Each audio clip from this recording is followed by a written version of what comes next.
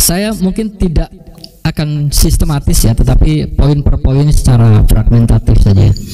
Jadi pertama, saya ingin kita bisa melihat satu gambar besar, apa beda pemilu Orde Baru dan pemilu di era reformasi ya.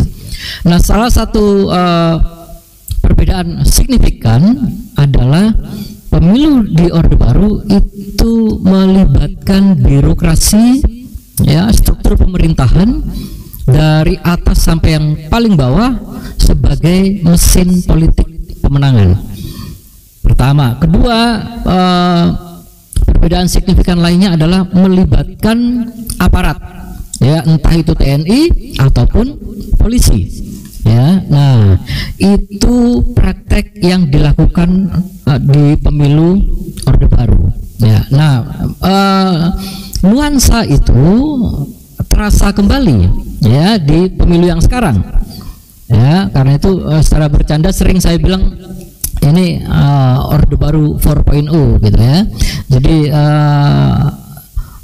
situasi dan nuansanya itu kita rasakan ya. Misalnya polisi melakukan pemanggilan terhadap para kades ya di beberapa daerah. Untuk apa dipanggil? Untuk mempertanggungjawabkan dana ya, dana desa ya. Polisi minta laporan keuangan dana desa gitu ya. Apa urusannya begitu?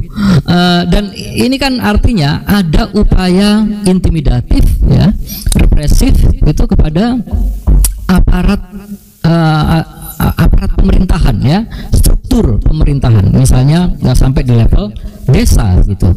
Kemudian indikasi yang kedua, ngapain polisi minta supaya penyelenggara pemilu di setiap kantornya itu memasang CCTV ya, di kantor Bawaslu maupun KPU? Apa urusannya polisi memata-matai penyelenggara pemilu gitu ya? Dan repotnya penyelenggara pemilu pun oke saja, fine saja, setuju dengan itu ya.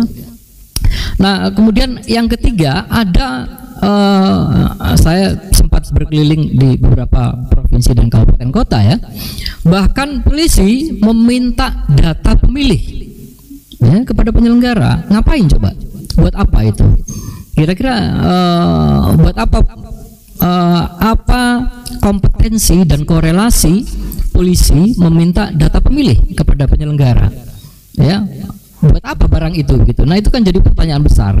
Nah, indikasi-indikasi ini yang ingin saya katakan begini, bahwa nuansa pelibatan aparat keamanan TNI Polri, kemudian juga birokrasi, itu kita rasakan ya dalam bentuk indikasi-indikasi. Dan sebenarnya jangan dibebankan itu kita untuk membuktikan, itu tugasnya penyelenggara ya, seperti yang saya katakan tadi.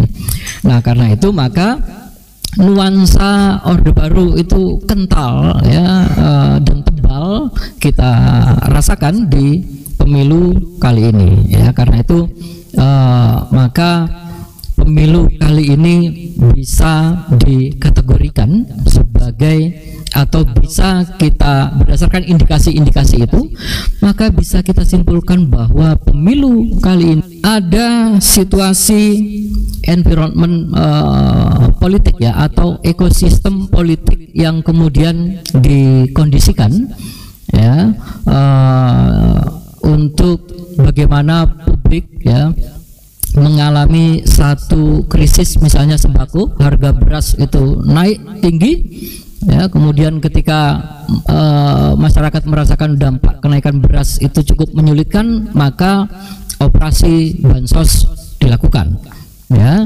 Nah, itu juga artinya ada ekosistem atau lingkungan politik yang memang sudah disiapkan ya, sehingga itu mempengaruhi orang memilih siapa. Dan statement ketika bansos itu ditebarkan juga jelas ya, ini dari Pak Jokowi. Artinya bansos itu dipersonifikasi ya sebagai barangnya presiden, bukan barangnya negara gitu. Itu barangnya negara, duit negara gitu. Jadi bukan personal Jokowi ya. ya, dan itu loud and clear, jelas kita lihat ya. Nah, pengkondisian seperti ini, ekosistem politik itu diciptakan sedemikian rupa sehingga bansos itu atau politik bansos yang dimainkan itu menjadi efektif ya, bahkan sangat efektif gitu. Nah, ya, bansos itu sebenarnya kalau kita berpikir agak kritis ya, bansos itu justru menunjukkan kegagalan pemerintah ya di dalam mensejahterakan masyarakat atau mensejahterakan rakyat ya. Di negara-negara yang relatif sudah lebih baik tingkat ekonominya dan relatif lebih sejahtera, nggak ada itu bansos. Nah, bansos itu terjadi hanya ketika pemerintah gagal ya melakukan atau menaikkan tingkat kesejahteraan publik ya, maka solusinya adalah bansos ya. Nah, itu kalau pertanyaan kritis ya terhadap politik bansos. Nah, kemudian juga ada situasi, ini masih soal ekosistem politik ya, ada situasi demografis yang juga itu seakan-akan dinikmati ya. Jadi kalau data Kemendagri Desember tahun 2022 ya, itu menempatkan posisi mayoritas masyarakat Indonesia yang hanya tamat SD itu ada 64 juta sekian ya. Kemudian yang cuma lulus SMP itu ada 40 juta sekian ya. Kemudian yang lulus SMA agak lebih tinggi 58 juta sekian. Nah, 64 juta itu cuma lulusan SD, itulah yang mayoritas. Kemudian yang tertinggi ya, dan kemudian yang sarjana S1 itu cuma 12 juta ya. Jadi 12 juta dibandingkan 64, 58 dan 40 juta gitu ya. Nah, situasi demografis ini juga adalah situasi yang sangat menguntungkan ketika kita melakukan kampanye yang sifatnya gimmick ya, joget-joget ya, gemoy-gemoy, itu hanya bisa efektif di lingkungan demografis yang tingkat pendidikannya belum tinggi atau di masyarakat yang tidak well educated ya. Nah, situasi demografi seperti ini juga merupakan lingkungan politik yang cukup menguntungkan ya, terutama bagi incumbent ya. Nah, orang yang relatif tidak well educated itu kemudian kan juga akan sangat terpesona dengan ketika situasi sulit, beras mahal, semua mahal, kemudian ada Sinterklas datang memberikan bansos gitu ya. Nah, itu kan kita terpesona dengan itu, kemudian itu juga sedikit banyak mempengaruhi pemilih ya. Nah, ini situasi lingkungan atau environment politik yang memang sudah dikondisikan dengan sangat baik dan sangat sistematis ya. Nah, itu terus kemudian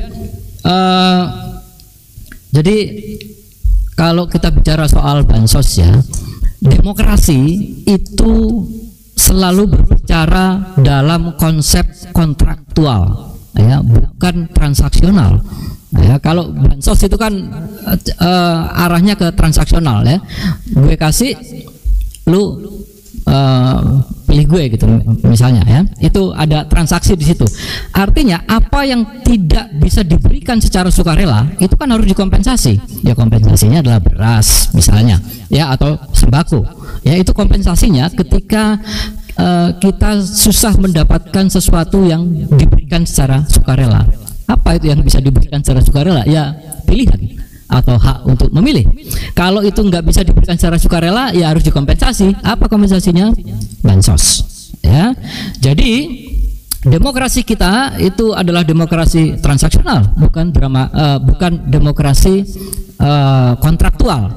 Ya, mestinya demokrasi yang sehat itu adalah demokrasi kontraktual. Ada kontrak politik, ada kontrak sosial, sehingga kontrak itu juga bisa menjadi alat penekan siapapun nanti penguasa yang jadi, karena sudah tekan kontrak dengan pemilih misalnya begitu ya. Jadi itu situasi demokrasi kita saat ini ya. Nah, isu terakhir hari-hari ini yang menghangat adalah soal quick count ya.